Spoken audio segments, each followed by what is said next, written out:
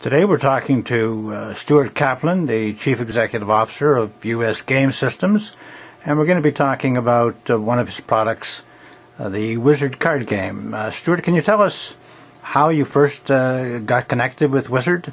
About 20 years ago, a sales rep by the name of Frank Martin told me there was a great game out there called Wizard.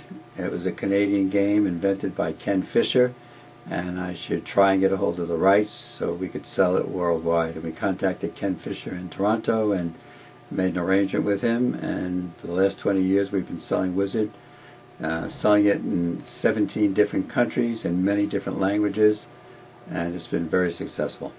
Right, Wizard has been successful. Can you account for that? The card games are very difficult to establish. How did you manage to make Wizard the success it has become? Card games become successful due to word of mouth. You can advertise it, but the most important thing is someone plays it, they play it with 5 other players, and it expands by word of mouth. Years ago when I went to Parker Brothers and asked them, how do you make a game successful? They said, there's only one way to do it, and you got to get people playing it, and then more people play it, and no amount of advertising is going to make a difference. Were there any particular obstacles, or were there any major breakthroughs that you felt made a difference? Well, one of the problems today is, for a printed card game, is there are many different online games, and you're competing against that. So you have to get a game that is a family-oriented game. People bring together with their kids, their grandparents, and they can sit down at a table, have a lot of fun with Wizard. It's a challenging game. It's an amusing game. You can be a winner or a loser on the last hand, and people love playing it. I see that you've brought out a number of different versions of Wizard and different types of Wizard. Do you have any plans for the future that we're not aware of?